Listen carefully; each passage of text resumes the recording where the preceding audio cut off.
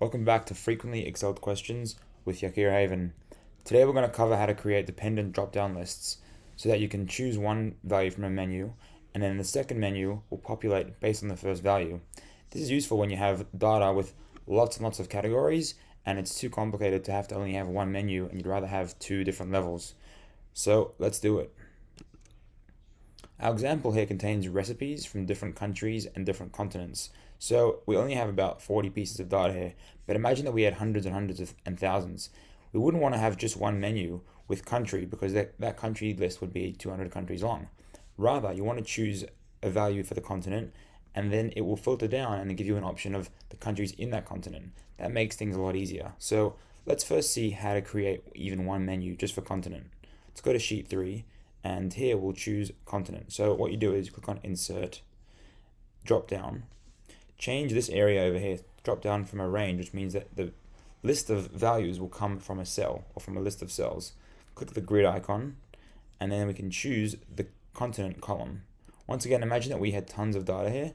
So just change this to A2 until A so that the list will just go down as far as the data goes. Hit OK. We can change this in a little display option to arrow, just that's the way I like it. And now we have in sheet 3 a menu with the different continents. I don't have all of them written in here, but imagine that you had thousands and you had all the continents here. So that's the first thing. Now what we want is that the country option here should populate based on Asia. So if we choose Asia, we should get a list of China, Japan, and Thailand. If we choose Europe, it should be Italy, France, England, etc. So let's first figure out how to do that. If we were to create a simple drop-down menu like this and choose from a range and then this time choose the country area, start from the top, drop the end reference. Now we would have a list, let's change this to arrow. We'd have a list here, but it wouldn't be dependent on the top one. So we have Italy, France, and England, Australia, and New Zealand. These are not Asian countries. So that's the wrong way to do it. Let's go in and remove this rule. Instead, we have to create a new list dynamically based on this value.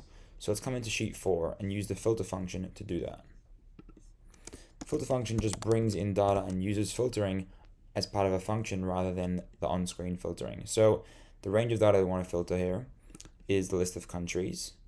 So we'll just choose that and drop the end reference to go down as far as the countries go. And the condition is that the continent next to the country corresponding to that equals whatever we've chosen in our menu over here. So now we have a list of all the countries based on whichever continent we chose in this menu.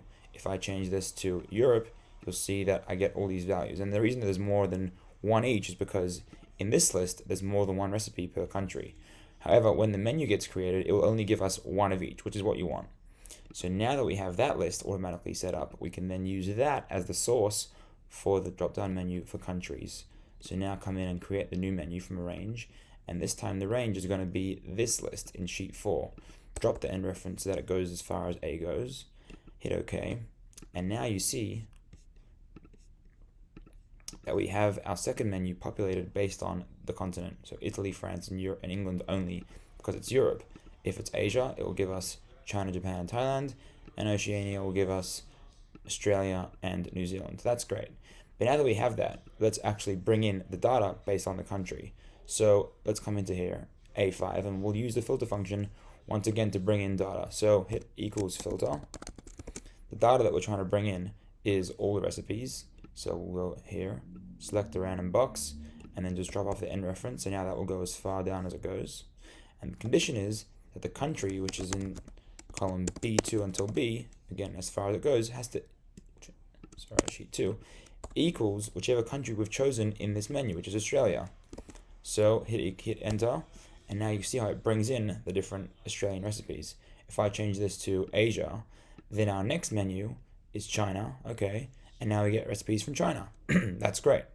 So we have now an area for data, where you put all your raw data, and then an area for lookups, very simply. Now we can definitely hide this tab, because all this does is provide our data for our second drop-down menu. Let's just go into here and hide it. And now you have your clean data area, your lookup area, and whenever you choose a value in the first drop-down list, it gives you the new options for the second one. Once again, imagine that you had tons and tons of countries and having one list of every single country wouldn't be practical. So instead, you have two levels where you first choose option 1 and then you choose option 2. That's how you do it.